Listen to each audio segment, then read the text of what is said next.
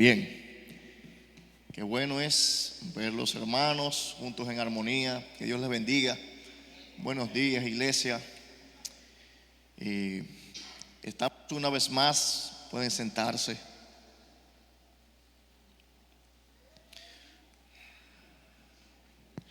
Reunidos aquí por su gracia y por su misericordia. Y siempre es un gozo compartir la palabra, no solamente desde el púlpito, sino donde sea. Porque estas son las palabras que traen vida, que dan vida a los huesos secos, que traen esperanza y que traen las buenas nuevas de salvación para todos los que creen en ella, ya que es la palabra del Señor. Y desde temprano el Señor me había avisado, ya estaba en mi casa, ni siquiera sabía que iba a predicar, y mientras meditaba el Señor trajo la palabra y dije, parece que me van a llamar. Y efectivamente al otro día me llamó Tania y digo, míralo ahí, Señor, realmente era de ti. Y me gozo que el Señor ama bastante esta iglesia. Me gozo que sé que me consta que hay personas que de verdad trabajan para el Señor. Y a donde el Señor me llevaba y me hacía meditar está en Jeremías, en el capítulo 9, versículo 23 al 26.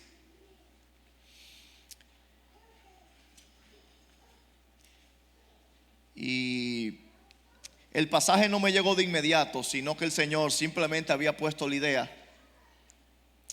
Y el pasaje está en Jeremías, vuelvo y repito, capítulo 9, versículo 23 al 26. Y les decía que el Señor no me dio el pasaje de inmediato, sino que simplemente puso una idea. Y me hablaba sobre lo importante de conocerle a Él, de relacionarse con Él, porque muchas veces tenemos al Señor como una idea abstracta. Sí, Dios está ahí, Dios es persona. No estoy diciendo que Dios es humano, sino que Dios es un ente real, personal, con el cual podemos relacionarnos, y Él anhela que nos relacionemos con Él. Y la idea que Él ponía es esa.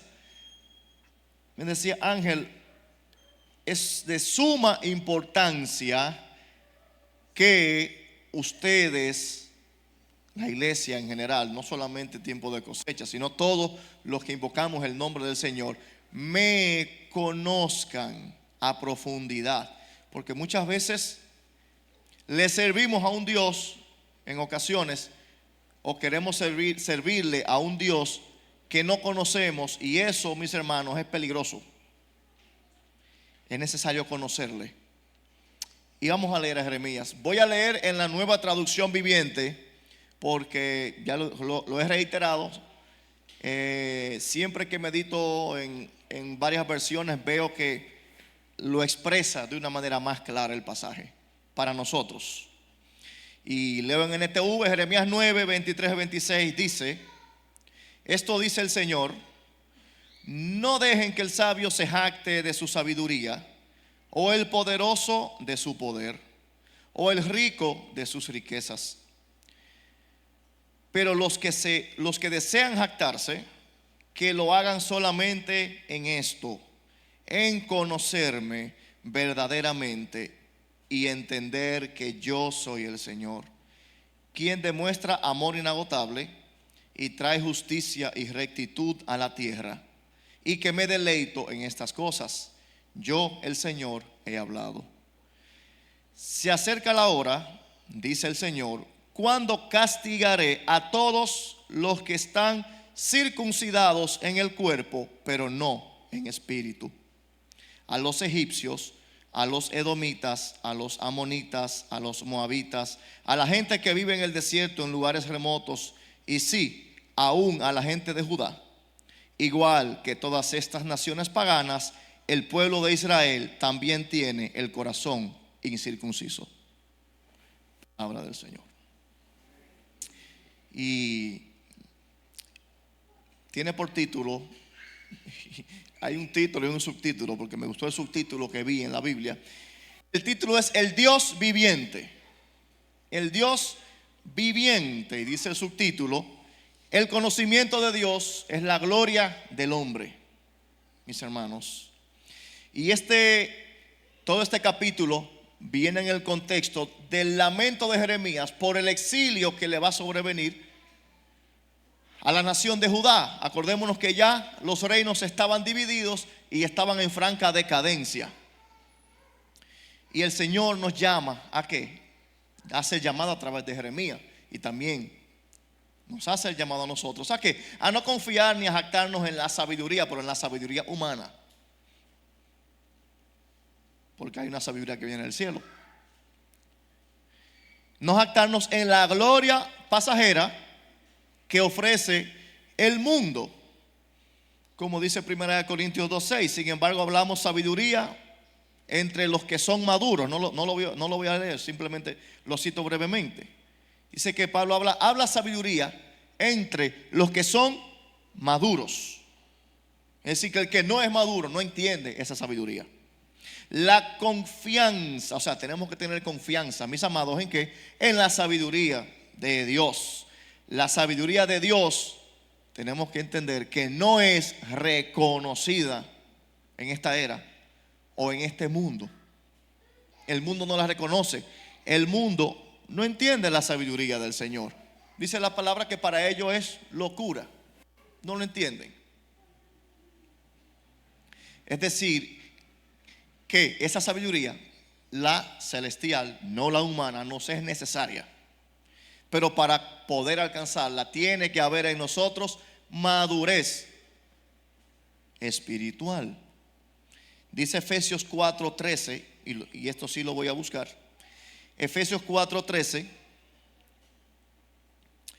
Hasta que todos lleguemos a la unidad de la fe y del conocimiento del Hijo de Dios, a un varón perfecto a la medida de la estatura de Cristo. Esa es la estatura a la que el Señor quiere edificarnos.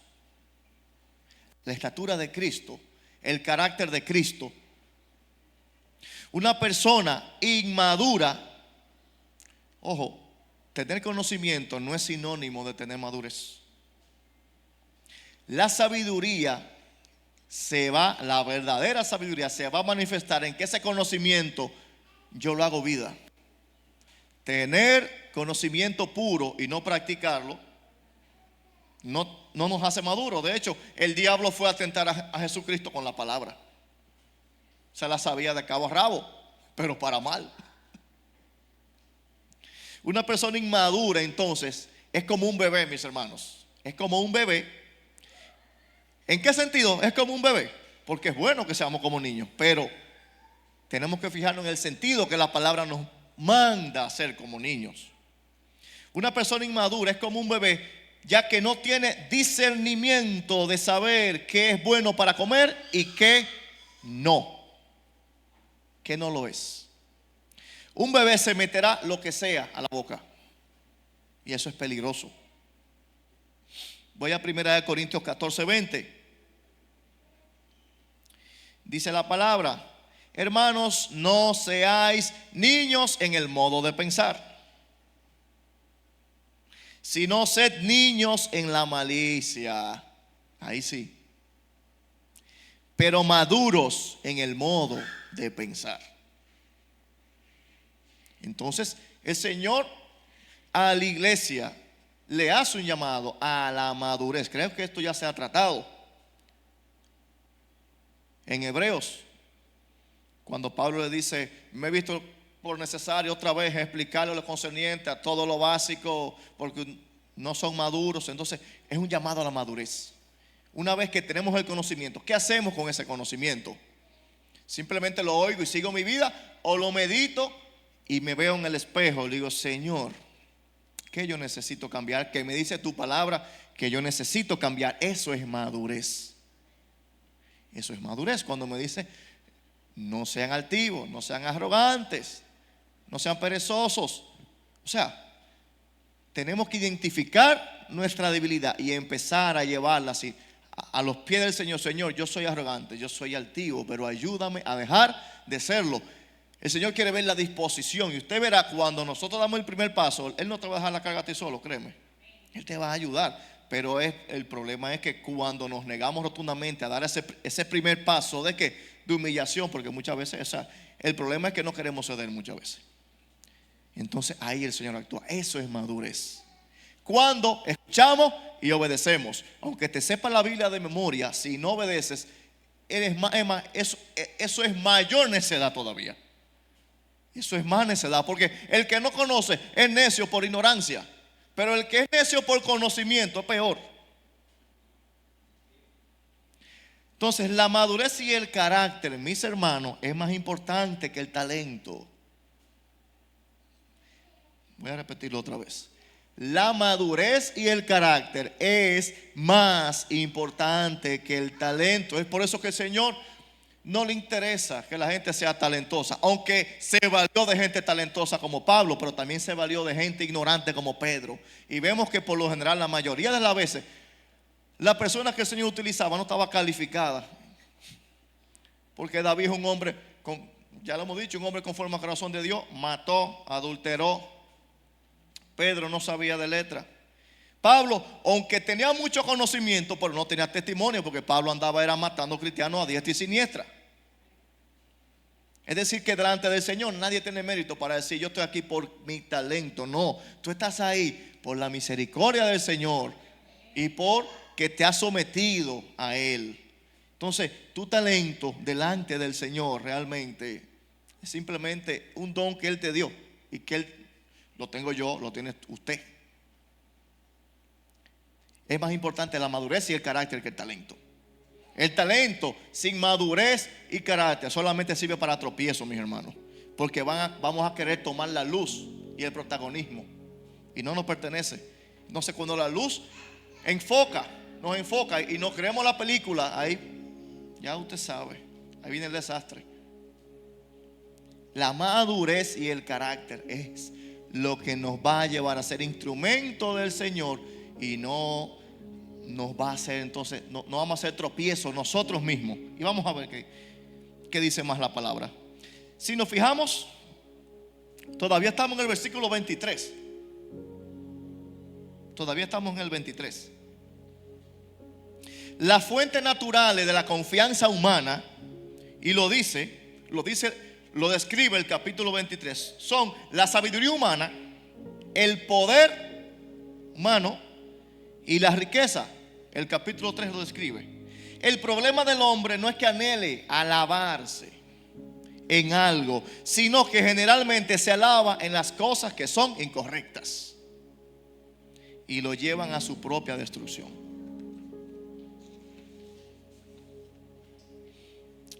Vamos a leer de nuevo ahora el 24. Pero los que desean jactarse, que lo hagan solamente en esto. Son tres: en conocerme verdaderamente y entender que yo soy el Señor, que demuestra amor inagotable, trae justicia y rectitud a la tierra, y me deleito en estas cosas. Yo, el Señor, he hablado. Entonces Dios dice: dirige tu deseo en alabarte en algo hacia el lugar correcto, hacia mí, hacia Dios, no hacia mí, hacia el Señor. Ese deseo de alabarte, de decir en algo yo soy bueno, que sea en algo que valga la pena, que sea en Dios, que sea Señor, yo me deleito en tu justicia, en tu amor, en tu misericordia, Señor. Qué bueno que tú me has transformado y me has cambiado. Ya yo no soy orgulloso, no soy rencoroso, no soy rencilloso, sino que ahora vivo en misericordia, Señor. Vivo en amor y me deleito en la justicia, Señor. Alábese en eso. Podemos obtener la verdadera gloria o incluso una gloria mayor en el entendimiento y en el conocimiento de Dios. En el entendimiento y en el conocimiento de Dios. O el Señor nos dice que el que persevera hasta el fin va a heredar todas las cosas. Mi hermano, el deseo del Señor dice que somos reyes y sacerdotes. El Señor nos quiere dar todas las cosas, y nosotros por 2 pesos o por orgullo, por agarrar 2 cheles, estamos botando miles de millones, para que entiendan. Porque el Señor lo que nos está preparando para la verdadera vida. Esto simplemente es una preparación para lo que viene. el Señor va a tener cuidado de todo. Óigame, el cuidado del Señor es maravilloso. Él va a tener cuidado de todo lo que ustedes necesitamos en este mundo. Y después dice que todo lo que tú pierdas, Él te lo multiplica por 100. Y después dice, y también te voy a dar la vida eterna. O sea, ya soltemos, como dice el dicho, soltemos en manilla. Vamos a soltar, vamos a dejar la necedad de, a pesar de tener el conocimiento. Y repito, eso es peligroso cuando tenemos el conocimiento. Y lo vamos a ver más para adelante. Ya con el conocimiento vamos a someternos a Dios. Vamos a obedecer, vamos. No queremos humillarnos, no queremos perdonar, no queremos hacer nada. No. Ya es tiempo de que avancemos. Es tiempo de avanzar en ese asunto. Es tiempo. Queremos crecimiento, pero el crecimiento no es el número, el crecimiento es interno, mis hermanos. Cuando crezcamos internamente, entonces ya el Señor dijo, ya están listos para que lo que sea que yo haga con ellos no sea tropiezo, ni crean que fue en ellos, ni se vanagloríen en ellos. Entonces, hasta que no haya un crecimiento en la iglesia, no solamente aquí, aunque la palabra es para nosotros, hasta que no haya un crecimiento interno en nosotros, no va a haber un crecimiento reflejado afuera, porque no estamos preparados. Vamos a creer que fue nuestra fuerza y nuestro brazo que nos ayudó. No. Queremos, mire, pero si lidiar con este chin de gente es difícil. Imagínense que el Señor agarre y le mande 400 de un golpe para acá. Es nuevo en la fe y con todos los defectos y la maña. Y que cuando usted lo corría, le mienten ahí y le digan pam, pam, pam, pam. No me. Entonces tenemos que madurar, mis hermanos. No estamos preparados si no maduramos para manejar eso. Es por amor que el Señor nos permite muchas veces que nosotros hacemos las cosas para que no nos vayamos de boca. Entonces hay dos palabras en el versículo 24: entender y conocer. Entender, que viene del hebreo sacar. ¿Por qué es bueno buscar palabras en hebreo? Porque nos aporta un significado más profundo de las palabras que queremos entender, para entender mejor el contexto. Porque muchas veces leemos la palabra y no entendemos qué es lo que el Señor nos está diciendo.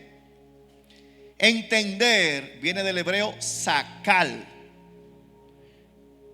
que significa inteligente, advertir, alcanzar, comprender, que es diestro, que se sabe conducir, que sabe considerar. Entender, fíjese todo lo que abarca la palabra entender. Y vamos a la otra palabra, que es conocer.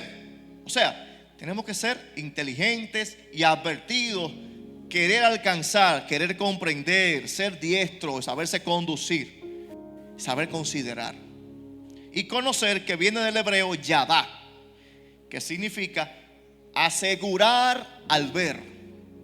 O sea, asegurarse, ver para asegurarse. O reconocimiento, reconocer. Entonces, ¿qué es lo que el Señor nos dice? Que tenemos que ser advertidos, inteligentes, para conducirnos y asegurarnos de conocer a Dios.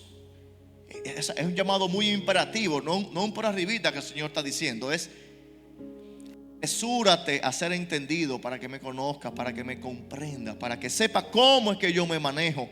¿Cómo? Está en su palabra la revelación.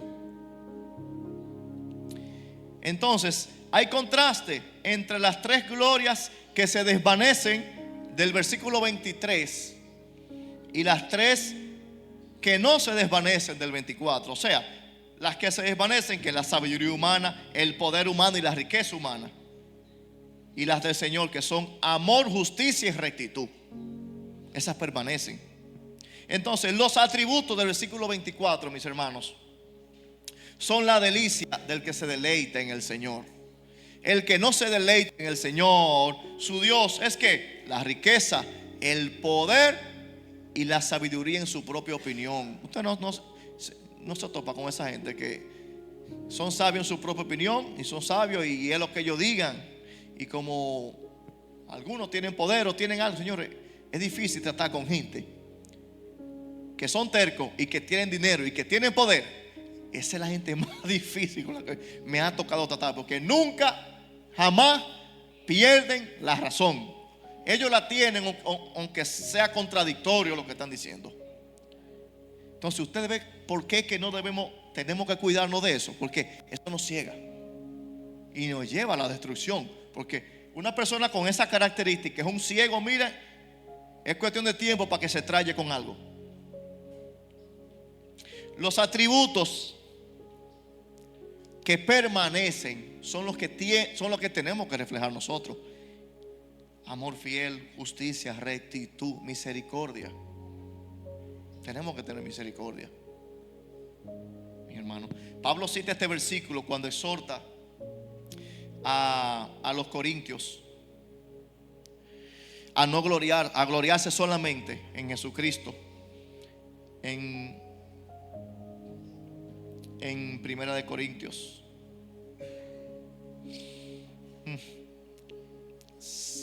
puse el nombre y no la cita. Pero Pablo lo que hace es que exhorta a los corintios, mala mía ahí, a los corintios a gloriarse solamente en Jesucristo. Déjame ver si el capítulo 1, si no me equivoco. O sea, puse los versículos, pero no el capítulo. Sí. Mas por Él estáis, así mismo es, vosotros en Cristo Jesús, el cual nos ha sido hecho por Dios sabiduría, justificación, santificación y redención, para que, como está escrito, el que se gloría, gloríese en el Señor. Ese es el versículo. Entonces, mis hermanos, conocer a Dios es conocerlo en todos sus atributos. Y vamos a hablar brevemente de los atributos de Dios, no profundamente, porque solamente los atributos de Dios es un tema bastante largo. Pero conocer al Señor, algo que yo veo que de lo cual se abusa mucho, es que muchas veces queremos conocer a Dios, pero una parte de Dios, una parte de los atributos de Dios. Dios es la conjunción de todos sus atributos, no solamente de algunos. O sea, sabemos que Dios es omnisciente, o sea, que lo sabe todo. Es omnipresente, que está en todos lados. Es omnipotente, o sea, Él lo puede todo. Es eterno, Él es de la eternidad y por la eternidad siempre ha sido. Nadie es antes que el Señor. Y los atributos morales, que es amoroso, bueno, compasivo, justo, soberano, santo, bondadoso, etc. No lo voy a nombrar todos, son muchos. Dios es en todos sus atributos, no solo en uno de ellos o en dos de ellos. En todos tenemos que entender esa parte de Señor. Yo quiero conocer al Dios bondadoso, al Dios justo, al Dios santo, al compasivo, al soberano, al amoroso. Dios no actúa, mis hermanos, divorciado de ninguno de sus atributos. Él siempre actúa conforme a todo lo que Él es. Cuando nos enfocamos solamente en un atributo o en pocos atributos, vamos a distorsionar la imagen del Señor. O sea, que si nos enfocamos solamente en el amor, vamos a caer en la hipergracia. Como Dios es amor, yo peco, no importa, porque Él me perdona y Dios me ama y Él sabe que yo lo amo. Caemos en un libertinaje. Otros caen en que Dios es santo y es amoroso, pero solamente se enfocan en que es santo y caen en la religiosidad y llegan al punto de que si usted se pone una camisa o una falda un chingo más para arriba del tobillo, ya está en pecado. Y caen en religiosidad. O muchas veces hay otras facciones que se enfocan solamente en que Dios es soberano y Dios es soberano. Pero vuelvo y repito, Dios no actúa divorciado de sus otros atributos. Entonces muchas veces presentan un Dios irracional, presentan muchas veces un Dios como que yo lo hago porque me dio la gana y porque sí, así es. No, Dios no actúa en injusticia. Dios cuando actúa no deja atrás su bondad. Dios cuando actúa no deja atrás su justicia tampoco, lo repito, ni su bondad, ni su amor. Y cuando Dios actúa con mano dura, que nos parece, caramba, ¿y qué fue? Créanme que cuando vemos el contexto, hace rato que el Señor venía dándole chance. Entonces Dios es Dios en todos sus atributos, no solamente en uno ni en dos. y dice el 25 y el 26. Ya, vamos terminando.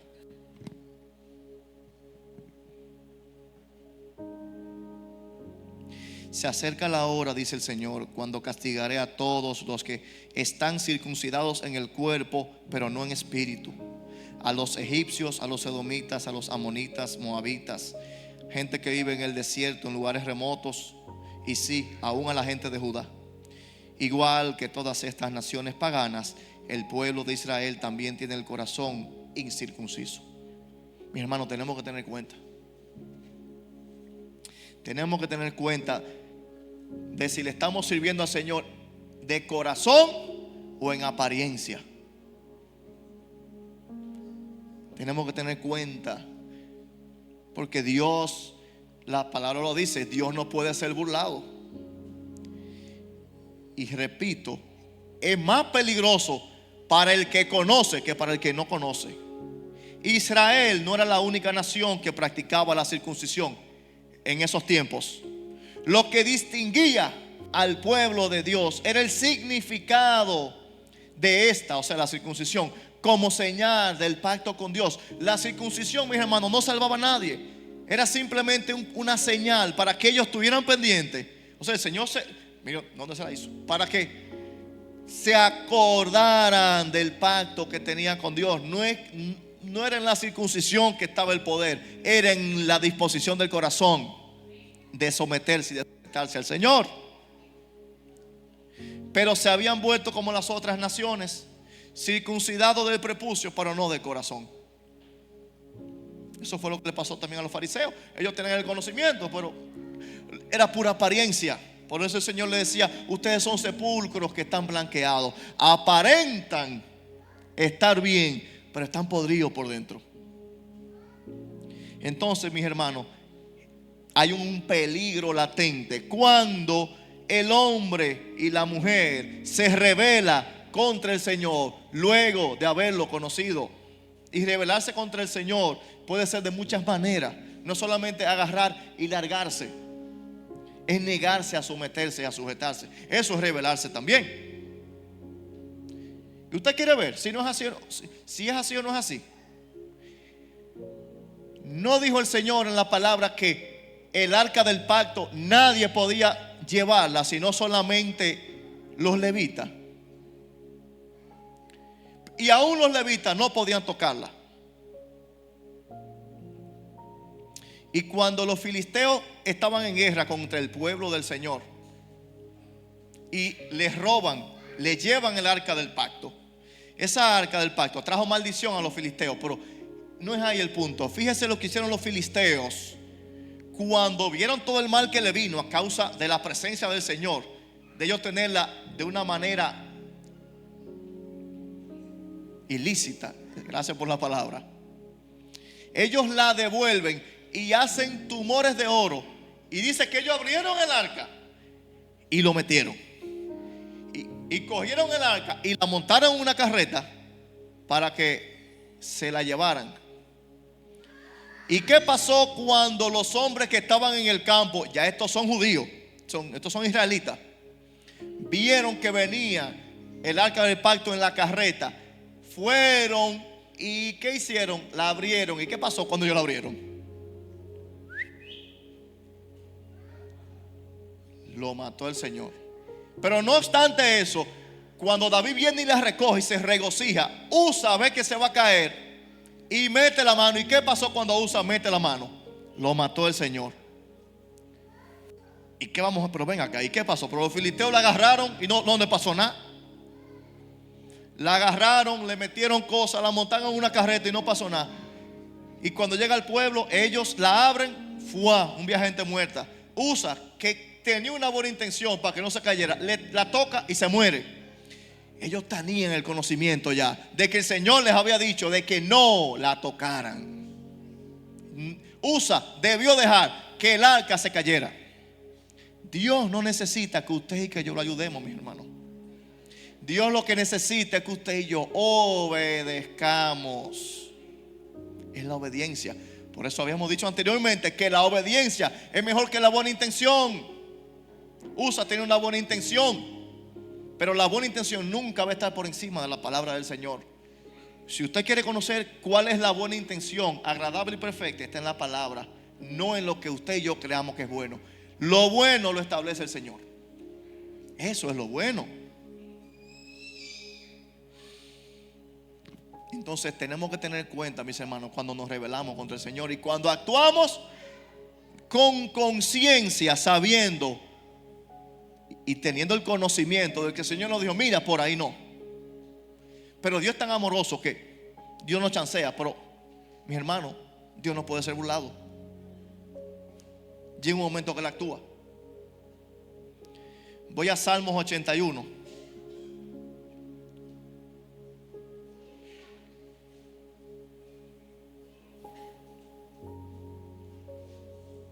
Salmo 81, del 11 al 12. Pero mi pueblo no oyó mi voz, e Israel no me quiso a mí. Los dejé, por tanto, a la dureza de su corazón. Caminaron en sus propios consejos.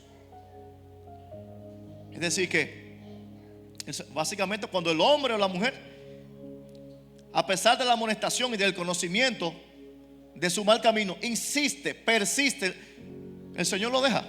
Y muchas veces el castigo del Señor es dejar que ande por ahí. Primera de Tesalonicenses 4.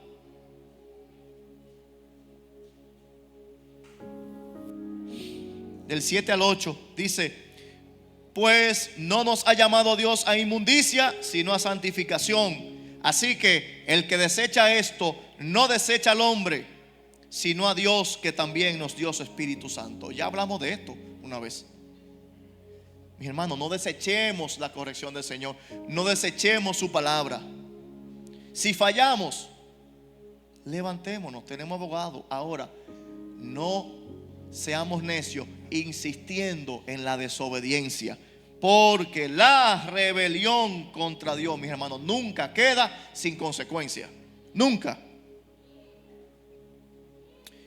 queda sin consecuencia. Y ya para terminar, vamos a ir a Jeremías 6:10.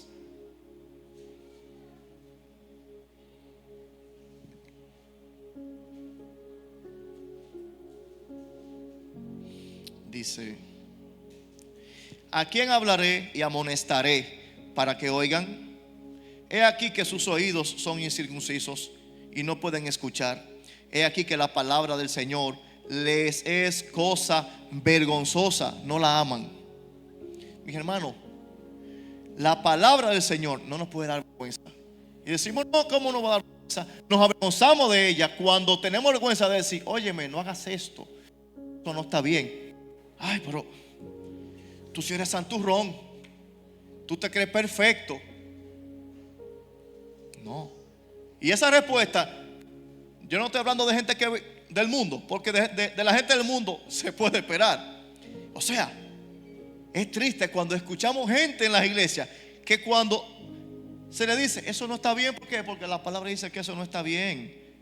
No es bueno que andemos en maledicencia, no es bueno que salgan palabras deshonestas a nuestra boca, no es bueno hacer, ay, este es un santurrón. Una gente que conoce al Señor con esa expresión, o sea, no se equivoca, dice,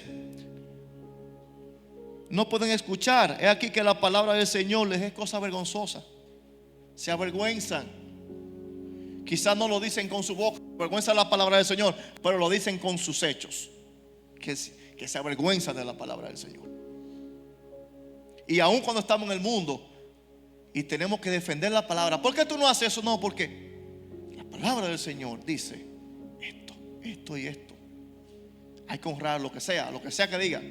Yo tengo que honrar a mi esposo, yo tengo que respetar a mi esposa. Pero qué palomo este. Tú no estás viendo esa máquina, dale para allá.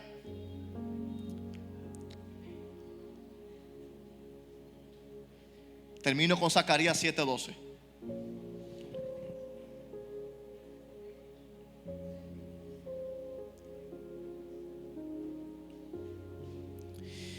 Y pusieron su corazón como diamante para no oír la ley ni las palabras que el Señor de los ejércitos enviaba por su espíritu, por medio de los profetas primeros, Vino, por tanto, gran enojo de parte de Jehová de los ejércitos.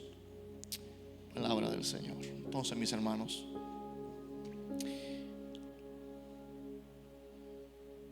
lo que el Señor me puso y me pone desde el principio, cuando me advirtió sobre la palabra sin saber que iba a predicar, y ahora es que hasta que no dispongamos el corazón, no para conocer, porque la inmensa mayoría aquí ya conoce, hasta que no dispongamos el corazón a madurar, olvídense de ese gran crecimiento que le han profetizado y que el Señor tiene preparado. Hasta que no maduremos y aprendamos a llevarnos bien entre nosotros, a perdonarnos entre nosotros, a obedecer, a dejar de refunfuñar cuando te corrigen, olvídese, porque no van a estar preparados para el siguiente escalón. Si el Señor los ha puesto en esta comunidad, ustedes, y no solo en esta comunidad, sino en todo Juan López, para esparcir el conocimiento de su presencia. Y no se han hablado palabras vanas cuando se ha dicho que realmente es para eso que el Señor los ha dispuesto. Y Él me lo pone, es para eso. Pero hasta que no haya madurez, ¿en quién? Siempre va a haber un inmaduro, en la mayoría, desde el liderazgo hasta los que se congregan y quizás no tengan alguna función, pero vienen. Hasta que no se disponga un corazón maduro, olvídense de eso. Hasta que los que sirven entiendan que ellos son los principales servidores. O sea, todos los que se suben acá, que aparentemente son los que más se ven, hasta que no entiendan que usted es servidor y que usted no es mayor que el que está ahí. De hecho, el que está aquí, el Señor lo usa y lo puso en algún liderazgo. Tiene que procurar que ese hermanito que no conoce, tiene que ir. ¿Qué tú necesitas? ¿Qué yo puedo hacer por ti? ¿Cómo puedo ayudarte? Dime, ¿qué te pasa? No hay una silla, pero yo te doy la mía. Ten. Hasta que cuando los corrijan, dejen de ponerse bravos. No sé, cuando en todo eso alcancen madurez. Cuando alcancen madurez y la amonestación no sea una carga, sino que sea gozo. Y perdonen y tengan misericordia unos con otros y se amen los unos a los otros. Entonces, cuando venga esa madurez, van a estar preparados. Hasta entonces, mediten en esa palabra, dice el Señor. Que Dios les bendiga, que Dios les guarde. Gracias por el tiempo.